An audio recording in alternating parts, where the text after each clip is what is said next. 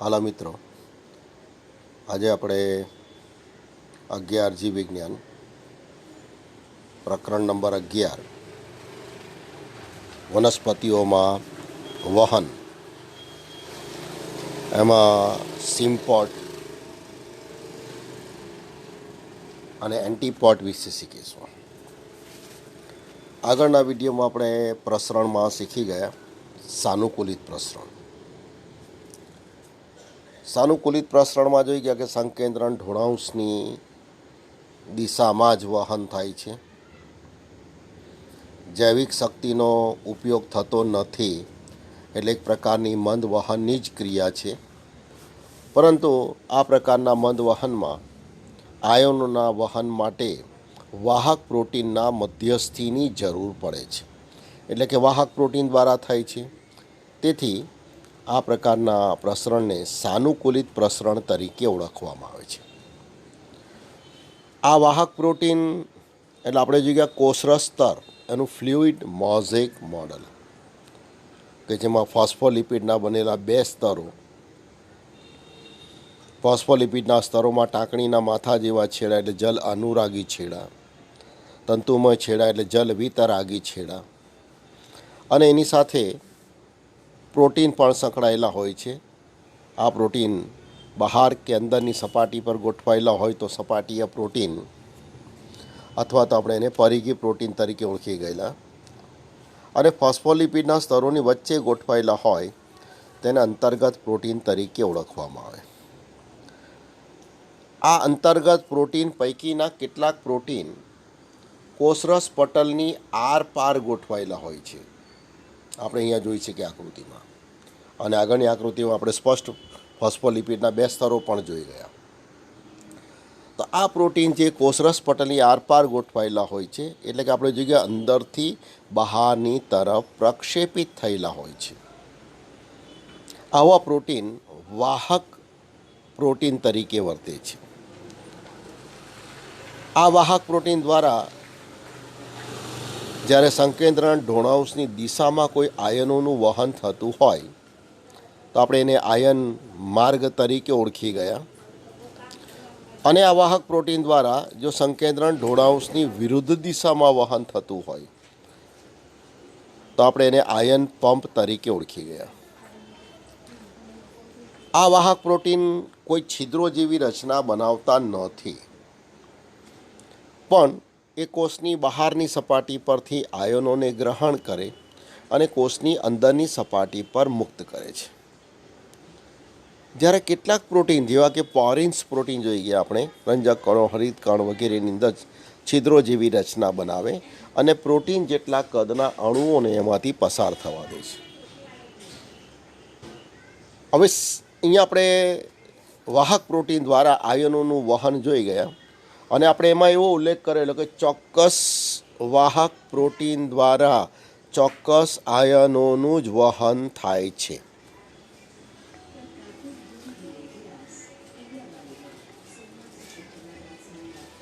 હવે કેટલાક વાહક પ્રોટીન એવા પણ છે કે જે આયનોના વહનની પરવાનગી મંજૂરી ત્યારે જ આપે કે જ્યારે બે પ્રકારના અણુઓ એકી સાથે વહન પામતા હોય. કેટલાક વાહક પ્રોટીન પ્રસરણની એટલે કે આયનોના પ્રવેશની મંજૂરી ત્યારે જ આપે કે જ્યારે બે પ્રકારના અણુઓ એકી સાથે વહન પામતા હોય છે. હવે આવું વહન બે આયનોનું કઈ દિશામાં થાય છે તેને આધારે એને ત્રણ પ્રકારમાં વહેંચવામાં આવે છે: સિમ્પોટ, એન્ટીપોટ અને યુનિપોટ. સિમ્પોટ એટલે વાહક પ્રોટીન આયનોનું વહનની પરવાનગી ત્યારે જ આપે કે જ્યારે એકી સાથે બે આયનોનું વહન થતું હોય, પણ આ બંને અણુઓ એક જ દિશામાં પટલમાંથી પસાર થતા હોય તો આવા વહનને સિમ્પોટ તરીકે ઓળખવામાં આવે. એટલે કે બંને આયનો અથવા અણુઓના વહનની દિશા એક જ હોય તો આને સિમ્પોટ તરીકે ઓળખવામાં આવે છે. દાખલા તરીકે અહીંયા આપણે સિમ્પોટમાં જોઈ શકીએ બે પ્રકારના આયનો છે, એ અને બી. આ બે અણુઓ બંનેની વહનની દિશા એક જ દિશામાં છે આપણે જોઈ શકીએ. તો આવા બે પ્રકારના આયનોનું વહન જો એક જ દિશામાં થતું હોય તેને સિમ્પોટ તરીકે ઓળખવામાં આવે છે. પણ અહીંયા આપણે જોઈ શકીએ એન્ટીપોટ. તો એ પ્રકારના આયનોનું વહન જે દિશામાં થતું હોય એના કરતાં વિરુદ્ધ દિશામાં બી પ્રકારના આયનો અથવા અણુઓનું વહન થતું હોય. એટલે બે આયનો સાથે જ પસાર થાય છે પણ બંને પરસ્પર વિરુદ્ધ દિશામાં એનું વહન થતું હોય તો આવા વહનને એન્ટીપોટ તરીકે ઓળખવામાં આવે. તો અહીંયા આપણે જોઈ શકીએ સિમ્પોટમાં બે અણુઓ એક જ દિશામાં પટલમાંથી પસાર થાય તો એને સિમ્પોટ તરીકે ઓળખવામાં આવે. એન્ટીપોટમાં આપણે જોઈએ તો બે અણુઓ પટલમાંથી પસાર થાય છે પણ એકબીજાથી વિરુદ્ધ દિશામાં વહન પામતા હોય, પરસ્પર વિરુદ્ધ દિશામાં, તેને એન્ટીપોટ તરીકે ઓળખવામાં આવે છે. જ્યારે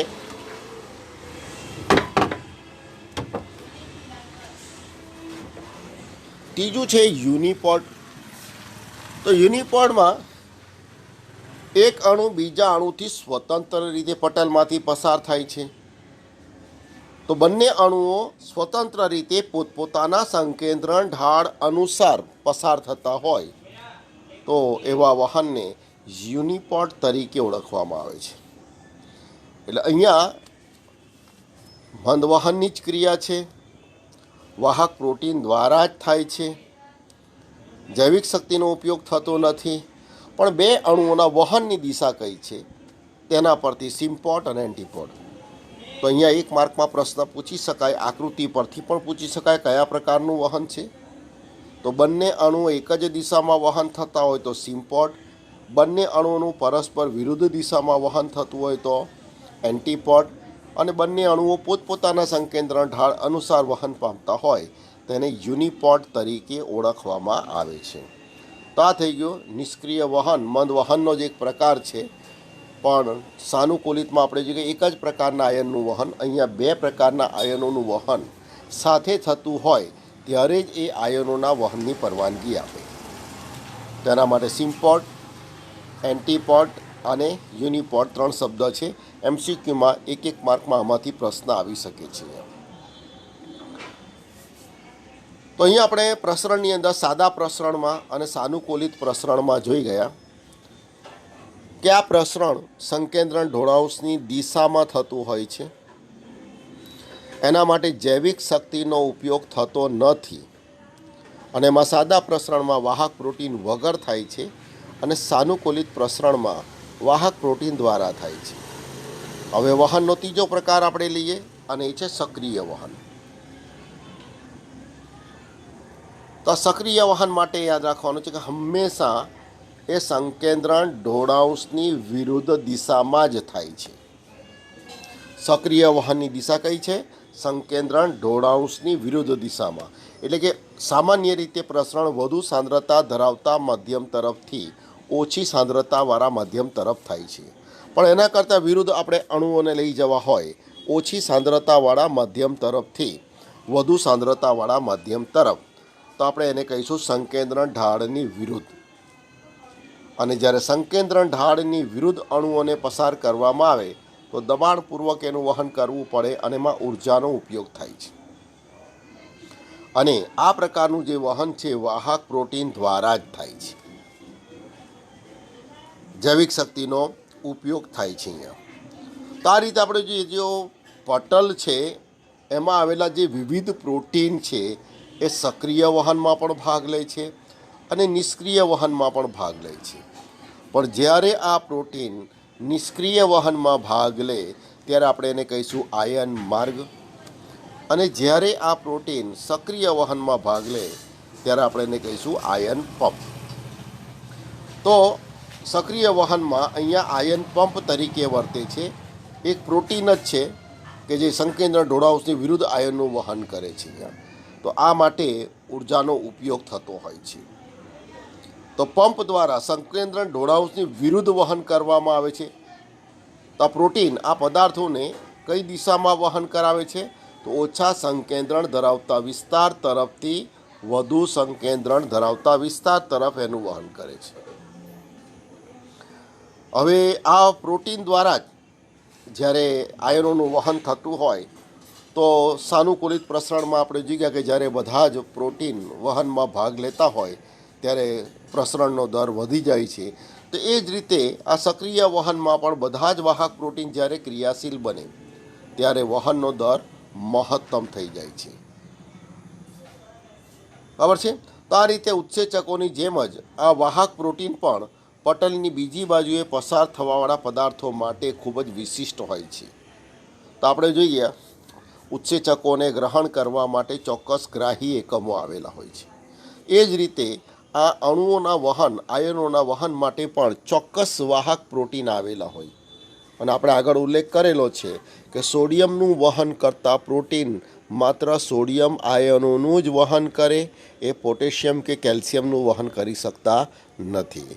એ રીતે પોટેશિયમનું વહન કરતા પ્રોટીન એ પોટેશિયમનું જ વહન કરશે, એ કેલ્શિયમ કે સોડિયમને પસાર થવા દેતા નથી. પણ આ પ્રોટીન અવરોધક પ્રત્યે પણ સંવેદનશીલ હોય છે, જે પાર્શ્વ શૃંખલા એની સાથે પ્રતિક્રિયા કરે છે. તો અવરોધકો એવા હોય છે કે જે એ પ્રોટીન જે આયનોના વહન કરતા હોય એના જેવું જ બંધારણ ધરાવતા હોય. આવા બંધારણ ધરાવતો પદાર્થ એના પ્રત્યે પણ એ સંવેદનશીલ હોય છે. તો આ રીતે સક્રિય વહન થઈ ગયું અહીંયા. તો અહીંયા આપણે મંદ વહન અને સક્રિય વહન એના વચ્ચે તફાવત જે પૂછાય તો આપણે ખાસ યાદ રાખવાનું છે. તો અહીંયા આપણે જોઈએ પ્રસરણ. તો પ્રસરણ મંદ વહનની રીતે પણ થાય છે અને પ્રસરણ સક્રિય વહનની રીતે પણ થાય છે. હવે મંદ વહનના પાછા બે પ્રકાર આપણે જોઈ ગયા. સાદું પ્રસરણ અને બીજું આપણે જોઈ ગયા સાનુકૂલિત પ્રસરણ. તો આ રીતે પ્રસરણ એમાં મંદ વહન સક્રિય વહન. મંદ વહનમાં પાછા બે પ્રકાર, સાદું પ્રસરણ અને સાનુકૂલિત પ્રસરણ. તો અહીંયા તફાવત માટે ખાસ મુદ્દા યાદ રાખજો કે મંદ વહન એમાં પછી સાદું પ્રસરણ હોય કે સાનુકૂલિત પ્રસરણ હોય, બંનેમાં જે બે મુદ્દા કોમન આવે છે કે સંકેન્દ્રણ ડોળાંશની દિશામાં થાય છે. એટલે સાદું પ્રસરણ પણ સંકેન્દ્રણ ડોળાંશની દિશામાં થાય, એટલે કે વધુ સાંદ્રતા ધરાવતા માધ્યમ તરફથી ઓછી સાંદ્રતા ધરાવતા માધ્યમ તરફ થાય. સાનુકૂલિત પ્રસરણ એ પણ સંકેન્દ્રણ ડોળાંશની દિશામાં થાય છે, એટલે કે વધુ સાંદ્રતા ધરાવતા માધ્યમ તરફથી ઓછી સાંદ્રતા ધરાવતા માધ્યમ તરફ થાય છે. બીજું આપણે લઈએ મંદ વહનમાં જૈવિક શક્તિનો ઉપયોગ થતો નથી. સાદું પ્રસરણ હોય તો પણ એમાં જૈવિક શક્તિ વપરાતી નથી. સાનુકૂલિત પ્રસરણ હોય તો પણ એમાં જૈવિક શક્તિ વપરાતી નથી. અને ત્રીજો મુદ્દો વાહક પ્રોટીન માટે. તો સાદા પ્રસરણ એમાં વાહક પ્રોટીનની મધ્યસ્થીની કોઈ જરૂરિયાત રહેતી નથી, જ્યારે સાનુકૂલિત પ્રસરણમાં આપણે જોઈ ગયા કે વાહક પ્રોટીન દ્વારા થાય છે. તો અહીંયા મંદ વહનના બે પ્રકારમાં બે મુદ્દા કોમન છે. સંકેન્દ્રણ ડોળાંશની દિશામાં બંને થાય છે, બંનેમાં જૈવિક શક્તિ વપરાતી નથી. પણ વાહક પ્રોટીન બાબતમાં મુદ્દો છૂટો પડે તો સાદા પ્રસરણમાં વાહક પ્રોટીનના મધ્યસ્થીની જરૂર રહેતી નથી, જ્યારે સાનુકૂલિત પ્રસરણમાં વાહક પ્રોટીન દ્વારા થાય. તો સક્રિય વહન માટે આપણે લઈએ ત્રણ આના કરતાં વિરુદ્ધ મુદ્દા આવશે. મંદ વહન જે સંકેન્દ્રણ ડોળાંશની દિશામાં થતું હોય છે, તો સક્રિય વહન એ સંકેન્દ્રણ ડોળાંશની વિરુદ્ધ દિશામાં થતું હોય. વિરુદ્ધ દિશામાં એટલે આપણે જોઈએ કે ઓછી સાંદ્રતા ધરાવતા મધ્યમ તરફથી વધુ સાંદ્રતા ધરાવતા મધ્યમ તરફ થાય છે. બીજું આપણે જોઈએ કે મંદ વહનમાં જૈવિક શક્તિ વપરાતી નથી, સક્રિય વહનમાં જૈવિક શક્તિ વપરાય છે. આગળ પણ આપણે જોઈ ગયા કે દાખલા તરીકે ઢાળ પરથી પથ્થર ગબડાવવો હોય તો એક વખત ઢાળ પર પથ્થરને છોડી દીધા બાદ એમાં કોઈ શક્તિનો ઉપયોગ કરવો પડતો નથી. પણ એ જ મોટા પથ્થરને જ્યારે ઢાળ પર ચડાવવો હોય તો એની પાછળ ખૂબ બળ લગાવવું પડે, ખૂબ શક્તિ વપરાય. તો આ રીતે સક્રિય વહન સંકેન્દ્રણ ડોળાંશની વિરુદ્ધ દિશામાં થાય છે. બીજું આપણે જોઈએ કે એમાં જૈવિક શક્તિ વપરાય છે. અને ત્રીજું સક્રિય વહનમાં વાહક પ્રોટીન દ્વારા જ થાય છે. ખ્યાલ આવ્યો? તો આ રીતે આમાં તફાવતના મુદ્દા પણ 2 માર્ક માટે યાદ રાખવાના છે. પછી કોઠામાં વસ્તુ પ્લસ માઇનસ કરીને આપેલી જ છે, એ આપણે જોઈએ. તો આ થઈ ગયું મંદ વહન, સક્રિય વહન એટલે પ્રસરણના પ્રકાર.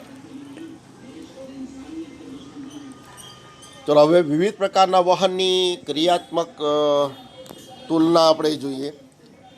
તો આપણે જોઈ ગયા છે કે સક્રિય વહન અને મંદ વહનના તફાવતની અંદર કે મંદ વહન હોય તો સંકેન્દ્રણ ઢોળાંશની દિશામાં થાય, સક્રિય વહન હોય તો સંકેન્દ્રણ ઢોળાંશની વિરુદ્ધ દિશામાં થાય. મંદ વહન હોય જૈવિક શક્તિનો ઉપયોગ થતો નથી, સક્રિય વહન હોય જૈવિક શક્તિ વપરાય છે. મંદ વહનમાં સાદા પ્રસરણમાં વાહક પ્રોટીનના મધ્યસ્થીની જરૂર રહેતી નથી, સાનુકૂલિતમાં હોય, અને સક્રિય વહન વાહક પ્રોટીન દ્વારા જ થાય છે. અહીંયા તો હવે મુદ્દા એક પછી એક જોતા જઈએ તો અહીંયા 3 વસ્તુ છે. સામાન્ય પ્રસરણ એટલે સાદું પ્રસરણ, સાનુકૂલિત પ્રસરણ, આ બંને મંદ વહનના પ્રકાર છે. અને ત્રીજું છે સક્રિય વહન. તો પટલના વિશિષ્ટ પ્રોટીનની આવશ્યકતા છે કે વાહક પ્રોટીનની જરૂર છે કે નહીં. તો આપણે જોઈએ સામાન્ય પ્રસરણમાં વાહક પ્રોટીનના મધ્યસ્થીની જરૂર રહેતી નથી, તેના માટે ના આવશે. સાનુકૂલિત પ્રસરણ તેમાં વાહક પ્રોટીનના મધ્યસ્થીની જરૂર હોય છે એટલે હા આવશે. અને સક્રિય વહનમાં તો જરૂર હોય જ એટલે હા આવશે. તો સામાન્ય પ્રસરણ, સાનુકૂલિત પ્રસરણ અને સક્રિય વહનના સંદર્ભમાં પટલના વિવિધ પ્રોટીનના સંદર્ભ માટે શું સાચું છે? 3 પ્રકારના પ્રસરણમાં કયા મુદ્દાને અનુલક્ષીને? વિશિષ્ટ પ્રોટીન, વાહક પ્રોટીનના મુદ્દાને અનુલક્ષીને શું સાચું છે? તો પહેલું સામાન્ય પ્રસરણ એ સાદું પ્રસરણ છે, બીજું સાનુકૂલિત છે ને ત્રીજું સક્રિય. તો આપણે જોઈએ કે સામાન્ય પ્રસરણ માટે ના આવી ગયું, સાનુકૂલિત માટે હા આવી ગયું, અને સક્રિય વહન માટે હા આવી ગયું. તો અહીંયા જવાબમાં આવશે ના, હા, હા. તો આ જવાબ વિકલ્પમાં 4 વિકલ્પ ના, ના, ના, હા, હા, હા, હા, ના, ના એ રીતે આપેલા હશે 4 વિકલ્પ. તો 3 જવાબ કયા સાચા આવશે? 3 પ્રકારના પ્રસરણ, પહેલાં સાદું પ્રસરણ, પછી સાનુકૂલિત પ્રસરણ અને સક્રિય વહન. તો વાહક પ્રોટીનની મધ્યસ્થીની જરૂર પડે કે રીતે? પહેલામાં નહીં પડે, બીજા બેમાં જરૂર પડે છે. એ જ રીતે આપણે લઈએ ઉચ્ચ કક્ષાની પસંદગીશીલતા. તો પટલ એ જે પ્રવેશશીલ પટલ અને પોતાના પસંદગીના દ્રવ્યોને એ પસાર થવા છે, તો જેમાં પટલનો ઉપયોગ થતો હોય તેમાં હા આવશે, જેમાં પટલનો ઉપયોગ થતો ન હોય તેમાં ન આવશે. તેમાં પણ સાદા પ્રસરણમાં ના આવશે. અને સાનુકૂલિત અને સક્રિય વહન એમાં પટલ અને વાહક પ્રોટીનની જરૂર પડશે, એટલે બંનેમાં અહીંયા આવશે હા. તો ઉચ્ચ કક્ષાની પસંદગીશીલતા માટે પણ એમાં ના, હા અને હા જવાબ આવશે. ત્રીજો આવશે વહનની સંતૃપ્તતા. તો અહીંયા આપણે જે પ્રસરણ, સાદું પ્રસરણ છે, પટલ વગર થાય છે, તેમાં સંતૃપ્તતાનો કોઈ પ્રશ્ન રહેતો નથી, એટલે ના આવશે. જ્યારે સાનુકૂલિત અને સક્રિય વહન એમાં સંકેન્દ્રણ ઢાળ જ્યાં સુધી હોય ત્યાં સુધી વહન થાય, બંને બાજુ સંતૃપ્ત બની જાય, ઢાળનો તફાવત શૂન્ય આવી જાય, ત્યારે આ પ્રસરણ અટકી જાય છે. એટલે એમાં વહન સંતૃપ્તતા હા, હા. દાખલા તરીકે આપણે 2 દ્રાવણ લઈએ. આ પાસેના 2 કોષ છે. આની અંદર સાંદ્ર દ્રાવણ લઈએ અને અહીંયા આપણે મંદ દ્રાવણ લઈએ. તો દાખલા તરીકે દ્રાવ્ય પદાર્થ છે, આ દ્રાવ્ય પદાર્થ પોતે વધારે હોય ત્યાંથી પોતે ઓછા હોય તે તરફ જશે. એટલે દ્રાવ્ય પદાર્થ સાંદ્રથી મંદ તરફ આવશે. તો જેમ જેમ દ્રાવ્ય પદાર્થ સાંદ્રથી મંદ તરફ આવતા જશે તેમ મંદમાં ધીમે ધીમે દ્રાવ્ય પદાર્થ ઉમેરાશે, એટલે સાંદ્રતા વધતી જશે અને બંને કોષની સાંદ્રતા સરખી થઈ જશે, સંતૃપ્ત થઈ જશે. ત્યારે આ પ્રસરણની ક્રિયા અટકી જાય છે. એટલે અહીંયા સંતૃપ્તમાં ના, હા, હા આવશે. ત્રીજો આપણે જે ઉર્ધ્વ વહન એટલે સંકેન્દ્રણ ઢોળાંશની વિરુદ્ધ. ઉર્ધ્વ એટલે સંકેન્દ્રણ ઢોળાંશની ઢાળની વિરુદ્ધ. દાખલા તરીકે આ ઢાળ છે, તો ઉપરની દિશામાં આવશે ઉર્ધ્વ એટલે ઢાળની વિરુદ્ધ આવશે.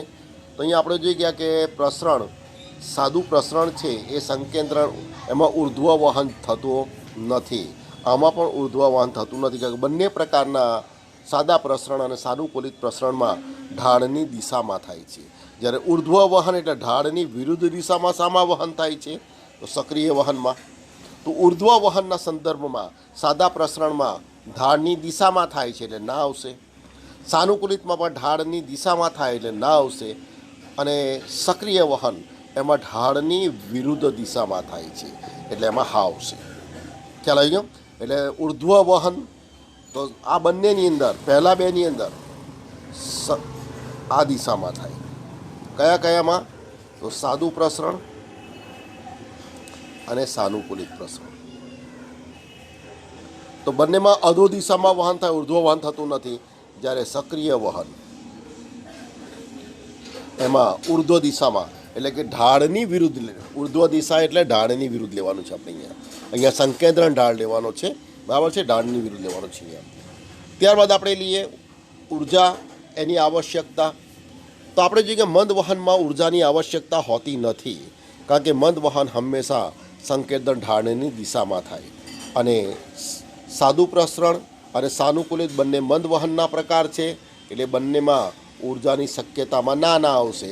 અને સક્રિય વહન જે સંકેન્દ્ર ઢાળની વિરુદ્ધ દિશામાં થાય છે એના માટે હા આવશે.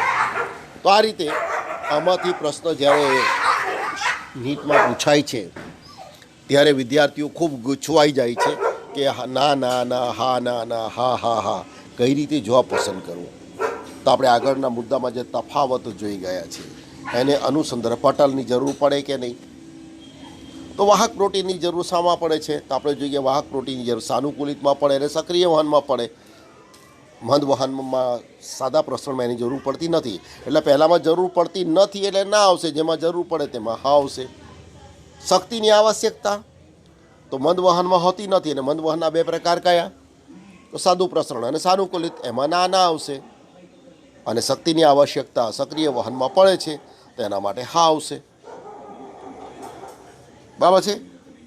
વહનની સંતૃપ્તતા તો જેમાં પટલની જરૂર પડે તેમાં હા આવશે, પટલની જરૂર ન હોય તેમાં ના આવશે. અને પટલની આવશ્યકતા તો વાહક પ્રોટીન પટલમાં જ આવેલા છે, તો જેમાં વાહક પ્રોટીનની જરૂર પડે તેમાં હા આવશે, જેમાં વાહક પ્રોટીનની જરૂર પડતી તેમાં ના આવશે. તો આ રીતે આ જે ટેબલ છે આખું એ નીટ માટે ખૂબ મહત્ત્વનું છે, બરાબર છે. એટલે ખાસ એના માટે MCQ માટે આ પ્રશ્ન તૈયાર કરવાનો છે.